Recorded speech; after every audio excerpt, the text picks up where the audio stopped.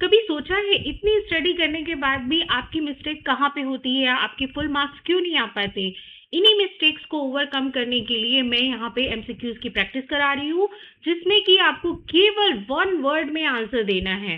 देखिए, अभी तक आपने एकेडमिक में क्वेश्चंस लिखे होंगे, आपने लेंदी लेंदी क्वेश्चंस लिखे होंगे, बट उस टाइम क्या होता है कि आपको मार्क्स गेन करने होते हैं। बट जब आप कंपटीशन में बैठने वाले हैं तो अब आपको सिर्फ वन वर्ड में ही आंसर देना है, एक ही ऑप्शन लगाना है। तो वो सटीक आंसर क्या होना चाहिए, वही चीज मैं यहाँ पे एक्सप्लेन कर रही हूँ। और यहाँ पे हम एमसीक्यूज की प्रैक्टिस इसीलिए कर रहे हैं जिससे कि आपको एक वर्ड का आंसर पता चले, राइट, और जिसे आप सही कर सके। तो चैनल को सब्सक्राइब करना मत भूलिएगा। टॉपिक है हमारा आज का biological classification. Okay, biological classification already एक बड़ा टॉपिक है, इसलिए मैंने यहाँ पे पार्ट 1 और पार्ट 2 में डिवाइड किया हुआ है। तो जल्दी से प्रैक्टिस करते हैं क्वेश्चंस की, जिससे कि आप अपने फुल मार्क्स गेन कर सकते हैं। तो चलिए बढ़ते हैं अपने पहले क्वेश्चन की तरफ। फर्स्ट है, Who proposed the five kingdom system of classification? देखिए, आपको ये ना रिपीटेटिव लग सकते हैं और इसी वजह से मैंने यहाँ पे लाइन बाय लाइन से प्रैक्टिस करा रही हूँ जो भी एनसीईआरटी में गिवन है स्टेटमेंट। क्यों? क्योंकि आपके एक भी क्वेश्चन छूट ना जाए। और इसके सेकंड पार्ट में मैंने प्रीवियस ईयर क्वेश्चंस भी रखे हुए हैं, तो उसको चेक करना मत भूलिएगा, क्योंकि अगर आपको सक्सेस लेनी है तो आपको प्रीवियस क्वेश्चंस के टाइप्स भी देखने होंगे, उनको भी सॉल्व करना होगा। तो जल्दी से बताइए, who propose the 5 kingdom system of classification? ये बहुत ही सिंपल सा है, इवन आपने अभी तक लर्न भी कर लिया होगा। और जिसने भी आंसर दे लिया है जल्दी से मुझे कमेंट बॉक्स में बताओ। ए कैरोलस लिनियस, बी है अर्नस्ट हैकेल, सी है आर.एच. व्हिटेकर एंड डी है कोपलैंड।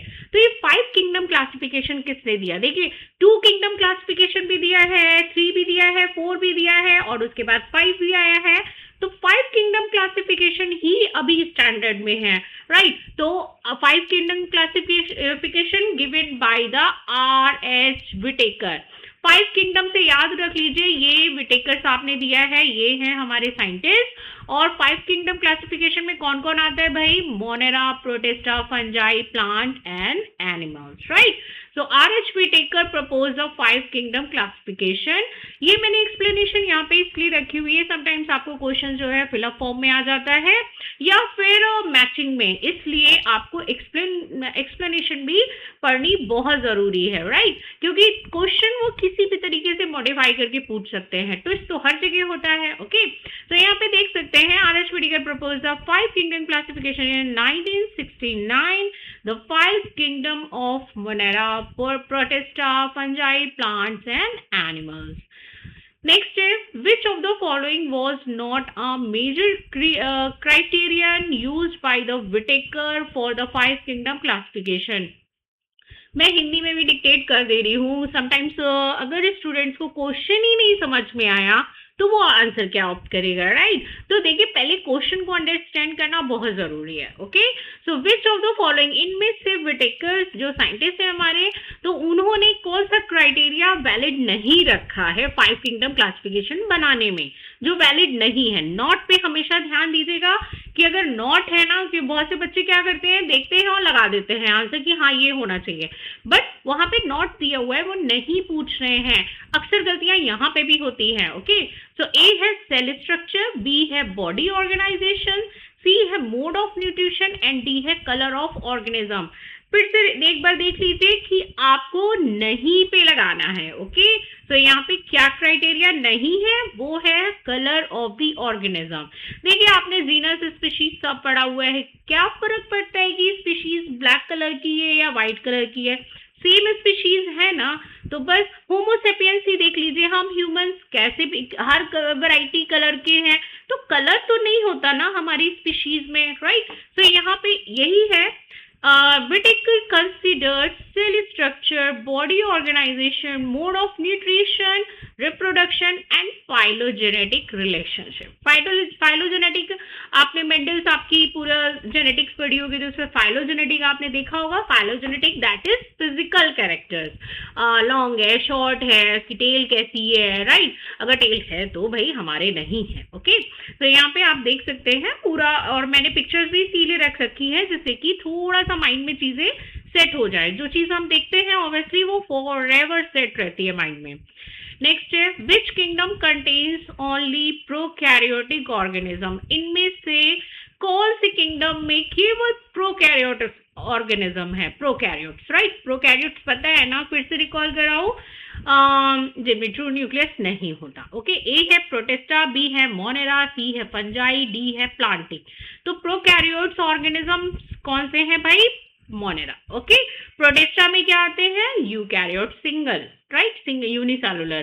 तो यहाँ पे मोनेरा जो है ना वो है किंगडम मोनेरा कंसिस्ट एक्सक्लूसिवली, मतलब ये स्पेशल है इसके लिए, of the prokaryotic organism including bacteria and cyanobacteria।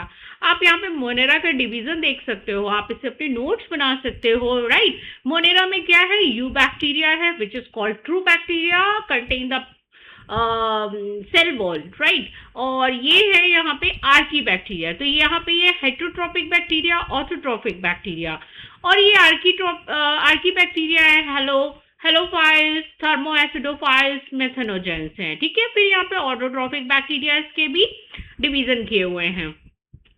Next है which of the following is a correctly matched, इनमें से कौन सा करेक्टली मैच्ड है। ओके, यहाँ पे है A archaebacteria peptidoglycan rich cell wall, B है eubacteria absence of the cell wall, C है archaebacteria absence of the peptidoglycan, and D है माइकोप्लाज्म सेलुलोज सेल वॉल। तो देखिए mycoplasma cellulose cell थोड़ा सा awkward है, इसमें correctly matched है हमारा सी, आर्की बैक्टीरिया। अभी मैंने आपको बताया ना कि आर्की बैक्टीरिया और यू बैक्टीरिया, तो आर्की बैक्टीरिया बहुत ही एंशियंट टाइम के हैं, तो बहुत पुराने हैं। तो इनमें क्या है, एब्सेंस ऑफ द पेप्टिडोग्लाइकन। देखिए कोई चीज स्टार्ट हो रही है तो सपोजिंगली बहुत माइन्यूट लेवल से, ठीक है, बहुत ही छोटे लेवल से स्टार्ट हो रही है। कोई भी फैक्ट्री आप लगाओगे तो आप पहले घर से स्टार्ट करोगे, राइट। घर से स्टार्ट करते करते करते करते फिर वो धीरे धीरे मॉडिफाइड चीज हो रही है, फैक्ट्री पूरी इंडस्ट्री में कन्वर्ट हो रही है, छोटे से बड़े में। तो वो छोटे में क्या बहुत बड़ा होते होते होते होते बहुत सारी चीजें इनबिल्ट हो जाती है ना। तो आर्की बैक्टीरिया क्या है, बिल्कुल छोटी फॉर्म है, मतलब बिल्कुल एंशियंट टाइप की, बिल्कुल प्राइमरी है, और इसको बनते बनते बनते बनते इसमें लेयर करते करते करते बहुत सारी चीजें एड ऑन हुई हैं, तब हमारी बाकी के मोनेरास आए हैं, right. So Archie bacteria possesses a different cell wall structure and peptidoglycan is absent from their cell wall. Okay. Next है methanogens are commonly found in, methanogens किस में होते हैं, ए है ह्यूमन ब्लड में, बी है गट ऑफ रूमिनेंट्स, सी है leaf mesophyll, and D है मराइन एल्गी।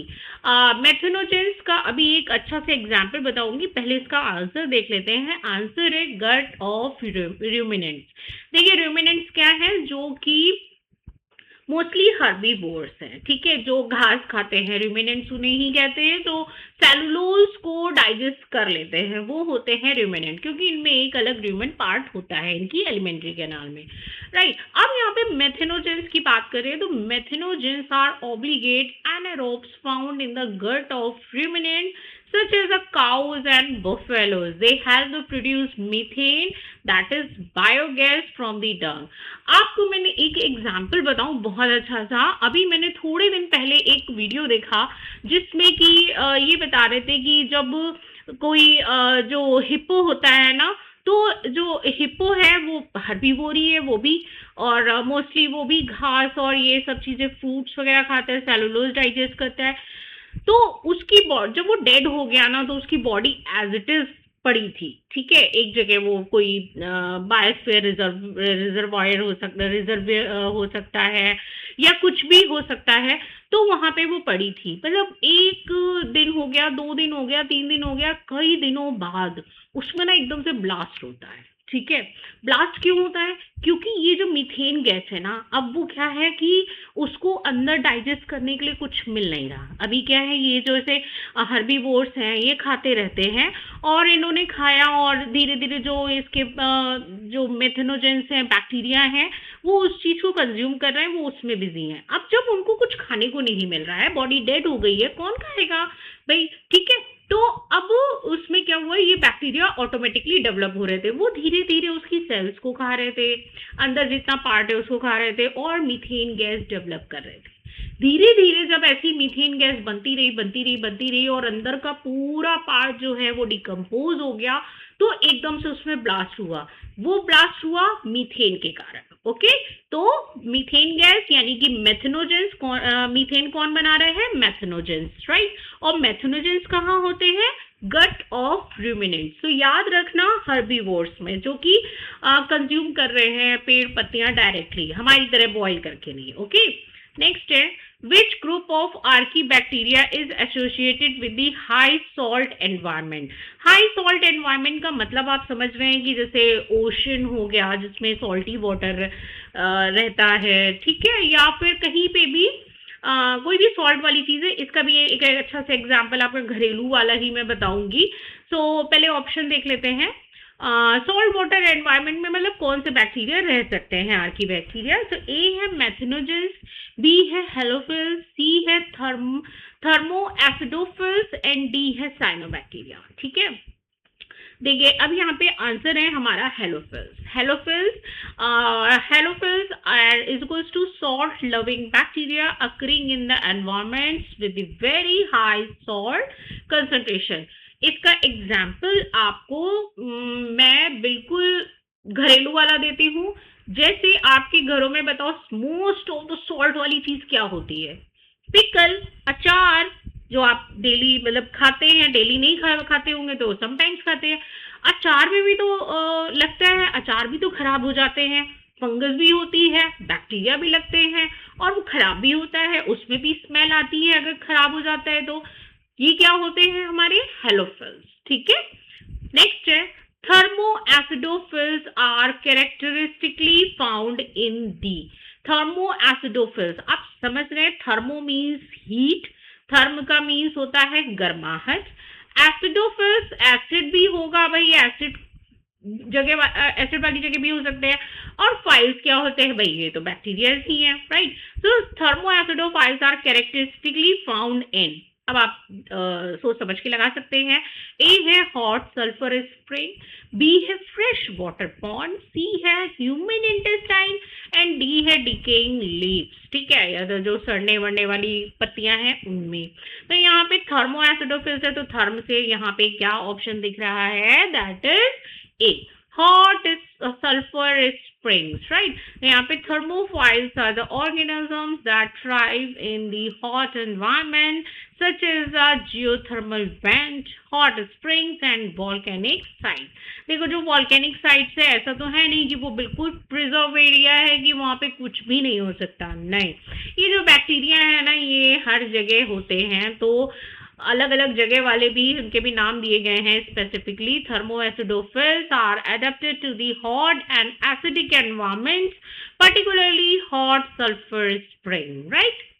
नेक्स्ट है which bacterial shape is correctly match. इनमें से कौन सा बैक्टीरिया का शेप है जो बिल्कुल सही मैच होता है। ए है कोकस, रॉड शेप होते हैं, बी बैसिलस स्फेरिकल होते हैं, सी है vibrio comma shaped and D है स्पाइरलम कॉमा शेप्ड। तो देखो यहाँ पे जो है हमारा राइट वाला दैट इज सी, विब्रियो। जो ये विब्रियो है ना that is comma shaped. Okay, कोकस जो होता है वो स्फेरिकल होता है, बैसिलस रॉड शेप होता है, विब्रियो कॉमा शेप होता है और स्पाइरलम होता है स्पाइरल। नाम से ही आप समझ सकते हैं। लेकिन एक कंफ्यूजन है, जब मैं यहाँ पे पिक्चर्स अपलोड कर रही थी ना तो बहुत सारी वेबसाइट ने बिल्कुल उसको कॉमा की तरह ही बना रखा है। ये लो, ऐसे नहीं होता है। ठीक है, इसको विब्रियोस इसलिए बोलते हैं क्योंकि ये हल्के फुल्के बैंड होते हैं, बिल्कुल जैसे किडनी बीन होता है ना, राजमा हल्का सा बैंड होता है। तो मतलब बैक्टीरिया है भाई, उसकी भी रिस्पेक्ट करो, ऐसे बिल्कुल कॉमा बना के छोड़ दिया है, ये गलत बात है, राइट। तो यहाँ पे आप नाम से समझ सकते हैं, कोकस मतलब देखो ओ आ रहा है, इसको याद कर लीजिएगा अच्छे से, क्योंकि समटाइम्स ये आपके एग्जाम्स में, नीट में और अदर एग्जाम्स में भी ना ये मैचिंग में भी पूछ सकते हैं। तो कोकस में देखो ओ आता है, तो ओ से क्या बन रहा है, सर्कल और स्फेरिकल। बैसिलस क्या है, देखो लॉन्ग बैसिलस, तो ये रॉड शेप हो गया। ओके, विब्रियो भी मैंने आपको बता ही दिया है, विब्रियो कॉमा शेप, और स्पाइरुलम से स्पाइरल का आप प्रीफिक्स ले सकते हैं, स्पाइरल शेप होता है, right. So next, which of the following is a characteristic feature of the gram-positive bacteria mentioned in the given content? जो gram-positive bacteria है उनका characteristic feature क्या है? आपने अपना जब 11th क्लास में ग्राम स्टेनिंग बैक्टीरिया पॉजिटिव और नेगेटिव दोनों पढ़ रखे होंगे, ठीक है, बट उस टाइम क्या है कि आपको तो बिल्कुल मार्क्स गेन करने की लगी रहती है ना, कि अभी बस किसी तरह लिख लो और मार्क्स मिल जाए बस। मेरे भी स्टूडेंट पूछते हैं मैम इतना लिख दे इतना लिख दे, अरे भाई प्रॉपर तो लिखो तब तो मार्क्स मिलेगा ना। तो यहाँ पे ए है थिक पैप्टिडोग्लाइकन लेयर, बी है high lipid content of the cell wall, C है low cell wall and D है एब्सेंस ऑफ टिकोइक एसिड, ठीक है। यहाँ पे देखिए ग्राम पॉजिटिव बैक्टीरिया की स्पेशलिटी पूछ रहे हैं, वो है आंसर हमारा ए थिक पैप्टिडोग्लाइकन लेयर। आप इस पिक्चर से समझ सकते हैं ग्राम पॉजिटिव बैक्टीरिया में देखो ऊपर साइड पे कोई भी लेयर नहीं है। तो यहाँ पे क्या होता है कि भाई ये जो पैप्टिडोग्लाइकन की लेयर है ना, ये पर्पल कलर का पर्पल या ब्लू कलर का स्टेन देती है। आप अभी मैं दिखाती हूँ। So Gram positive bacteria possesses a thick peptidoglycan layer and retain the gram stain। जो भी स्टेन होता है ना, हम बहुत सारे स्टेन उसमें मतलब 2-3 तरीके के यूज करते हैं। स्टेन क्या होता है आप समझ सकते हैं, जो स्पेसिमेंस के ऊपर हम लोग इंक डालते हैं जिससे कि वो विजुअलाइज हो जाए, उसके फीचर्स अच्छे से दिखे, क्योंकि अगर व्हाइट रहेगा तो हमें फीचर्स नहीं दिखेंगे, ओके। तो वो होता है Gram stain, stains. The given text mentioned teichoic acid as a characteristics components, right? तो ये किसकी प्रेजेंस शो करता है? Teichoic acid, okay. तो यहाँ पे जो ग्राम नेगेटिव बैक्टीरिया, इसके ऊपर देखो एक लेयर होती है, तो ये कोई भी कलर शो नहीं करते, ये स्टेनलेस रहते हैं। तो इसी बिहाफ पे हम लोग डिवीजन करते हैं ग्राम स्टेन और ग्राम नेगेटिव बैक्टीरिया की। नेक्स्ट है the genetic material of bacteria is located in the. जो बैक्टीरिया का जेनेटिक मटेरियल होता है वो कहाँ होता है? देखिए हमारा जेनेटिक मटेरियल हमारी सेल के अंदर न्यूक्लियस में प्रिजर्व होता है, ठीक है, न्यूक्लियस में स्टोर है। वैसे ही अब इसमें तो ट्रू न्यूक्लियस है नहीं, बैक्टीरिया है भाई, ये तो प्रोकैरियोट्स में आता है, तो अब मोनेरा में है और इनमें तो न्यूक्लियस ही नहीं है। तो लेकिन न्यूक्लियस नहीं है तो क्या हुआ? न्यूक्लियस का छोटा भाई तो है, क्या बनेगा भाई? ए है न्यूक्लियस, बी है न्यूक्लियोलस, सी है न्यूक्लियाइड एंड डी है सेंट्रोसोम। तो न्यूक्लियस के छोटे भाई को क्या बोलेंगे? न्यूक्लियाइड, ठीक है। तो यहाँ पे bacteria leg the membrane bound nucleus, ये क्या है? ये मेम्ब्रेन बाउंड है, ये बड़ा भाई है, ठीक है, मेम्ब्रेन है इसके ऊपर, बट ये छोटा भाई है तो इसके ऊपर क्या है? लेयर ही नहीं है, बट ये ऐसे ना टूटा फूटा भी है, यूं। छोटे बच्चे होते हैं ना शैतान हर जगह, तो बस ये इसी की तरह आप मान लीजिए इसके ऊपर कोई मेम्ब्रेन बाउंड स्ट्रक्चर नहीं होता, बस हाँ एक हल्का सा यूं करके इस तरह से, मतलब आप समझ सकते हो, इमेजिनरी होता है, ओके। सो इसको बोलते हैं nucleoid. Their genetic material is located in the nucleoid. Next है which of the following is not an external structure of the bacterial cell according to the given content? इनमें से कौन सा एक एक्सटर्नल स्ट्रक्चर नहीं है? Mind the not, right, not an external structure of the bacterial cell according to the given content. A glycolex, B है flagella, C है फ्रिम्बी and D है न्यूक्लियोइड। तो याद रखिए, देखिए ये बाहर का स्ट्रक्चर पूछ रहे हैं, बैक्टीरिया के बाहर जो होता है, okay.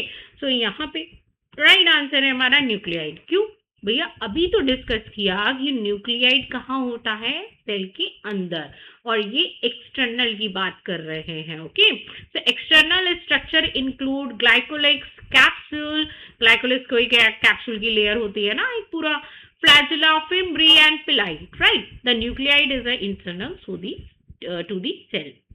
Next, which method of the genetic recombination in bacteria involves the transfer of genetic material by a bacteriophage? आपने बैक्टीरियोफेज पढ़ा होगा ना। तो बैक्टीरिया पे जो अटैक कर सकता है, भाई देखो हम लोग तो बैक्टीरिया पे अटैक नहीं कर सकते, इतना छोटा है, कहाँ मारेंगे जाके, ठीक है। बैक्टीरिया पे जो अटैक कर सकता है वो भी है उसका बड़ा, ठीक है, उससे भी बड़ा, तो क्या हो सकता है? वायरस। तो वायरस को हम एज ए बैक्टीरियोफेज लेते हैं और फिर बैक्टीरिया की जेनेटिक रिकॉम्बिनेशन कराते हैं कि हमने एक ऐसा वायरस लिया जो बैक्टीरिया के न्यूक्लियस को मतलब जो उसका जेनेटिक मटेरियल उसको इन्वेड करेगा, उसके जेनेटिक मटेरियल को कैरी करके दूसरे बैक्टीरिया में ही ट्रांसफर करेगा। मतलब एक बैक्टीरिया के जेनेटिक मटेरियल को दूसरे बैक्टीरिया के जेनेटिक मटेरियल को से ट्रांसफर कराने में हम एक वायरस की हेल्प लेते हैं। तो that is called the transfer genetic material by the bacteriophage. तो इस प्रोसेस को क्या कहते हैं? ए है ट्रांसफॉर्मेशन, बी है ट्रांसडक्शन, सी है कॉन्जुगेशन एंड डी है बाइनरी फिजन। बाइनरी फिजन तो देखो हटा ही दो, ये है अमीबा का पार्ट, ठीक है। ठीक, ये है अमीबा का पार्ट। अब आता है इन तीनों में से क्या होगा? सो आंसर है हमारा ट्रांसडक्शन, राइट। अब देखें यहाँ पे transduction, bacteriophage mediated transfer of genetic material. हम इसके कोई एक बैक्टीरिया है उसके जेनेटिक मटेरियल को दूसरे के जेनेटिक मटेरियल में ट्रांसफर करने के लिए एक वायरस की हेल्प लेते हैं। नेक्स्ट है uptake of DNA fragment from the surrounding medium by the bacteria is called। अगर कोई बैक्टीरिया है वो अपना जेनेटिक मटेरियल चेंज कर रहा है दूसरे कोई भी एनवायरमेंट में, दूसरा बैक्टीरिया है, जरूरी नहीं है सेम उसका हो, स्पीशीज का सेम उसका, और वो फिर उसको दूसरे से जेनेटिक मटेरियल चेंज कर रहा है, इस प्रोसेस को क्या कहते हैं? ए है ट्रांसफॉर्मेशन, बी है ट्रांसडक्शन, सी है कॉन्जुगेशन एंड डी है ट्रांसलेशन। भाई ये इंग्लिश ग्रामर का टर्म यहाँ क्यों रखा हुआ है? तो भाई आ जाइए, ए है ट्रांसफॉर्मेशन। देखिए जो भी बैक्टीरियोफेज के जरिए होता है यानी कि वायरस के थ्रू है वो है ट्रांसडक्शन, ठीक है, याद रखिए ट्रांसडक्शन। और जो अपने सराउंडिंग मीडियम से डीएनए एक्सचेंज करता है जब बैक्टीरिया, तो that is called the transformation. अपने आप ही वो ट्रांसफॉर्म हो रहा है तो that is transformation.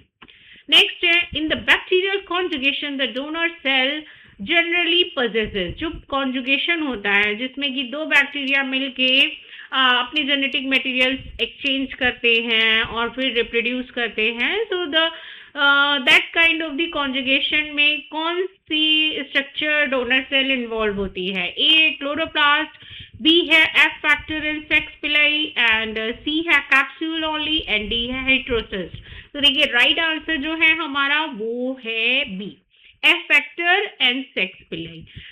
According to the given content, the conjugation involve a donor cell। donor cell मतलब देने वाली, having the sex pili and the F factor transferring genetic material to a recipient cell। मतलब ये एक negative है जिसके पास पिलाई नहीं है, जिसके पास ये फिम्बरी और सेक्स पिलाई नहीं है, बट जिसके पास इसके पास नहीं है बट इसके पास है, ये अपना जेनेटिक मटेरियल इसमें कैसे ट्रांसफर करेगा? एफ फैक्टर के थ्रू। ओके, नेक्स्ट है why the cyanobacterium can fix the atmospheric nitrogen in the specialised cell called the heterocyst.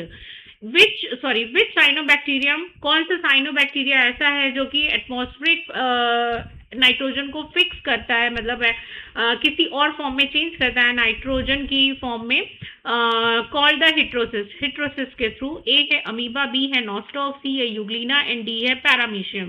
तो देखिए राइट आंसर है हमारा नाइट्रोजन फिक्सेशन में तो हम लोग मतलब आई थिंक जब से हमारे उसमें साइंस आई है तब से हम लोग पढ़ रहे हैं, that is Nostoc, right. So यहाँ पे है a cyanobacteria such as Nostoc and Anabaena, ये दोनों साथ में ही रहती है, बहने बहने हैं हमेशा।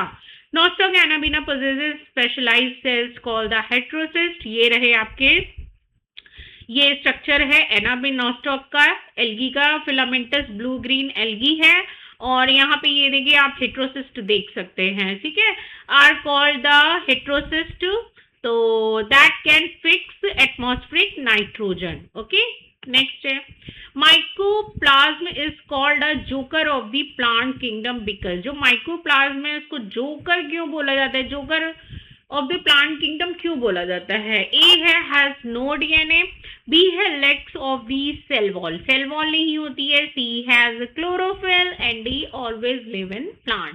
तो ये माइक्रोप्लाज्म जो है ना, इसके संग इतनी जाति नहीं करनी चाहिए, बट फिर भी इसको जोकर बोला जाता है बिकॉज इसके ऊपर सेल वॉल नहीं होती है। ठीक है, legs of cell wall, mycoplasm like cell wall making it shape flexible. ठीक है, जब सेल वॉल ही नहीं होगी तो ये फ्लेक्सिबल होगा, अपनी बॉडी को कैसे भी मॉडिफाई कर सकता है। और pleomorphic, it is also called pleuropneumonia like organism. Pleuropneumonia like organism इसलिए क्यों? क्योंकि अपनी बॉडी को फ्लेक्सिबली कन्वर्ट कर सकता है, मॉडिफाई कर सकता है।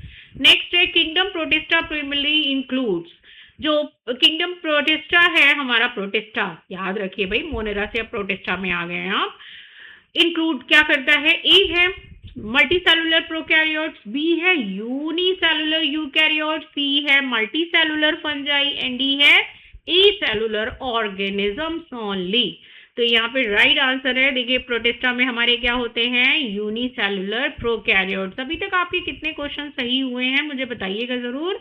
Kingdom protista include single cell eukaryotic organism primarily aquatic. कैसे होते हैं? सारे के सारे पानी वाले होते हैं और एक सेल से बने होते हैं।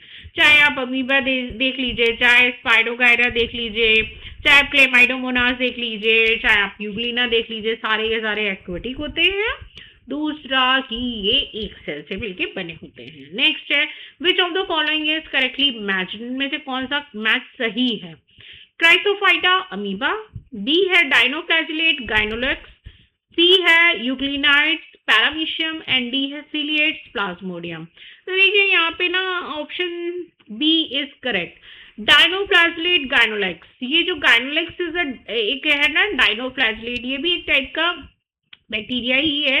Red dinoflagellate can multiply rapidly and cause red tides. ठीक है, यहाँ पे आप देख सकते हैं ये रेड जो है ना वो गाइनोलेक्स की वजह से है। ओके, नेक्स्ट है diatoms have cell wall primarily containing. जो डायटम्स हैं, डायटम्स बैक्टीरिया नहीं है, ठीक है, बैक्टीरिया में नहीं लोग अलग। ठीक है, have cell wall primarily containing, A chitin, B है सेलुलोज ओनली, डी सी है सिलिका एंड डी है पेप्टिडोग्लाइकन। तो यहाँ पे डायटम्स क्या कंटेन करते हैं? They contain silica. जो डायटम्स है ना उनके ऊपर सिलिका होती है। Diatom cell wall contain silica and form two overlapping shells. ठीक है, two overlapping shells, there accumulate remain from the diatomaceous earth. Diatomaceous earth अभी मैं इसका भी आपको एग्जांपल देने वाली हूँ।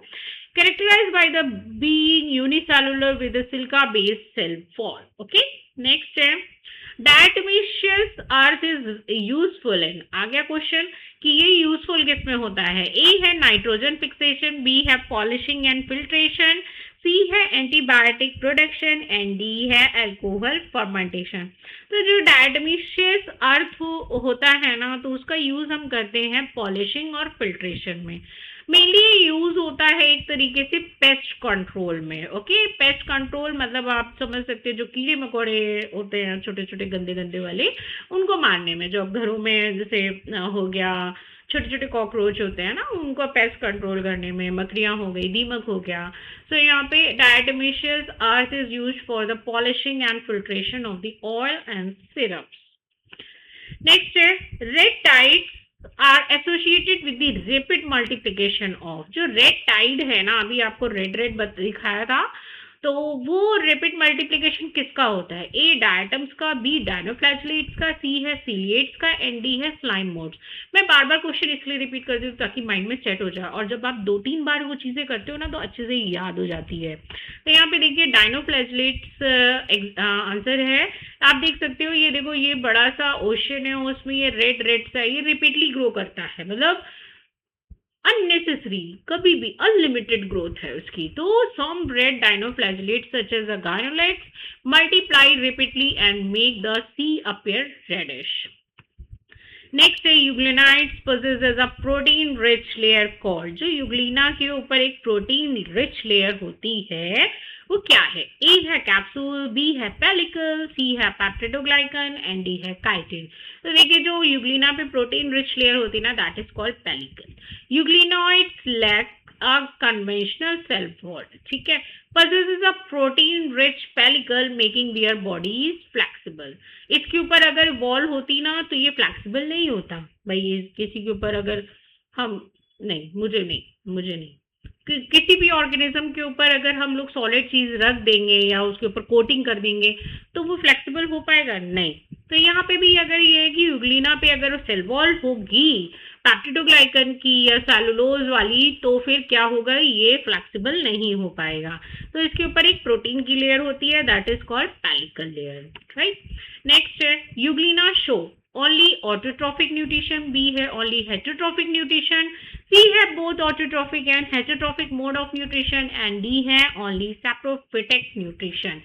तो देखिए यूग्लिना ना थोड़ा सा, ये अगर हम भी यूग्लिना की तरह होते तो मजा आ जाता है ना। क्यों? क्योंकि दोनों तरीके के न्यूट्रिशन शो करता है। कैसे? जब हमें कोई अच्छी चीज दिख गई तो हम बन गए अपना हेटेरोट्रॉफिक, और अगर हमको कोई चीज नहीं मिल रही है खाने के लिए या फिर हमारे पास नहीं है तब हम बन जाए ऑटोट्रॉफिक। धूप में बैठ जाओ, आराम से फोटोसिंथेसिस हो जाए और खाना मिल जाए, अच्छा लगेगा ना, मजा आ जाएगा भाई। यूग्लिना जैसे सबको होना चाहिए, भगवान को हमें भी यूग्लिना जैसा बनाना चाहिए, किसी काम की जरूरत ना पड़े। So both autotrophic and heterotrophic modes of the nutrition.